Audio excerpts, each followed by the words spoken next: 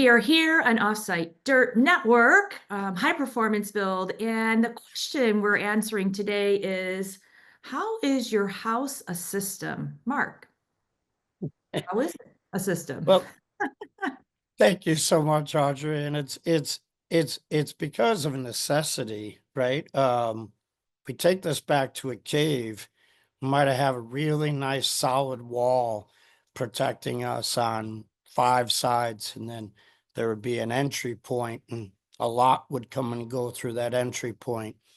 Then maybe a teepee or a lean-to of sorts would be stopping some wind and some rain, and then the advent of a log cabin would give us this solid wall and a roof, but the size would be constrained because of the amount of work it would take to fell all the logs and to stack their sheer size. So it was a small space.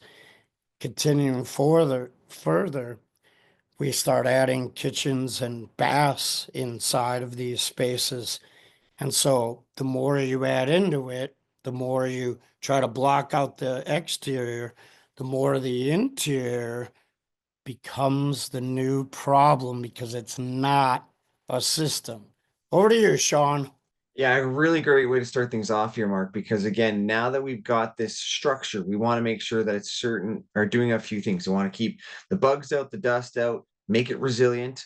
And so in different climate zones, we're going to want to have heating and cooling or both at different times of the year. And so that also means that building or structure has to operate differently. And so when we just think of, oh, it's just shelter, it's keeping us away from the elements, it actually is doing a lot more. And this is where, we get into all these different high performance standards and trying to make sure that we're creating these comfortable, healthy spaces. And so this is where, we're looking at different type of products and either mechanically systems, or again, just sometimes looking at different fabrics to make sure that we're keeping ourselves away from the elements. So Adam, I'll let you discuss some of those. Well, I kind of look at it, a house is the same as a car. There's elements that are going to be put into a car that we're not going to change, like the windscreens and things like that, and the body of the car. We know that's it. And the same with the house. There's elements we're going to put in there, like the air barriers, they're hidden behind the walls. But the ventilation, the aircon, it all needs maintenance. The tires need changing. That's exactly the same as what your house is. There will be a level of maintenance. It's a system, making sure the windows open and close correctly. Over time, they'll move around. You will need to adjust them, just like the tracking on your car needs to be done. We're looking at our health with all this stuff as well. This system protects our health, our well-being in this home. So, yep. That over to you, Joe. I think you might be able to explain that maybe a little bit better than me on that. Great. The thing that I see in existing homes, actually, the biggest shift is when people go from their kind of traditional, drafty, moderately comfortable house, and they move into a new, fairly airtight, new construction, high performance home. They don't realize that living in a tight home is significantly different, in many ways better than in that drafty old house, right? The mechanical systems are going to be different size. You're going to have the addition of a fresh air ventilation machine, right? To make sure that you're getting the appropriate amount of fresh air, because we've boxed out Mother Nature by doing all this air sealing, right? To lower our cooling loads, lower our heating loads. We still need to bring some fresh air in for the folks. So now there's a new piece of equipment that folks in drafty houses never had, right? That piece of equipment needs to operate appropriately. It needs to be maintained appropriately. I would say 80% of the units that I come see, if like an ERV or HRV fresh air ventilator, the fresh air intake is clogged up with pollen, lint, and whatever, because nobody's bothering to clean it. I mean, the dryer vent gets more, attention than the fresh air intake vent. And it doesn't surprise me.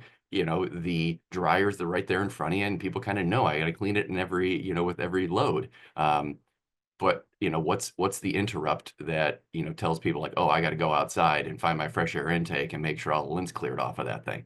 It's a different it's a different system, and homeowners need to realize that living in a tight house it's just different, right? In the older house, you'd have the cleaning folks come through and the place would smell like pine sol for a couple hours and it'd be gone, right? You do that in a new house, it'll linger for days if you don't kick that fresh air machine on, because just you don't have the same air changes naturally. The comfort's outstanding, right? The efficiency is fabulous, right? And if all the details came together, you're keeping, outside out and inside in, right? But that system is different than that old house that we might have been used to. So anyway, Audrey. Yes, I love that. And I love that you're talking about new houses and we're talking about that whole application. And when we're talking about offsite construction or built in a factory, a lot of those things are already under consideration. And if they're not, you need to talk to the people that are building those products for you. I love this from Mark. It's not magic, it's design. It all starts with design. It all starts with those that actually know how to design with high performance, critical pathways, right? And I think it's really valuable on this channel when you're watching High Performance Build. We've talked about energy advisors. We've talked about different topics that can help you start the education process. We don't expect everybody to go in and know what high performance means. Heck, I didn't know about it until 2 years or 3 years ago, meeting Sean and Mark. I had no idea. I didn't even know that people were even talking about building science. Wow, crazy, right? But we are, and people are requesting it, and people want to live longer. Hell, I want to live longer, and our houses are one of the areas that we live our lives in. And many people now are working and also living in there. So these are critical pathways to helping you find out if your house is a system. Sean, what other kind of tools could we use in order to create those applications? Maybe many people aren't building with new builds, and I think that's a really good point that Joe made. Maybe it is a remodel, maybe it is an existing project.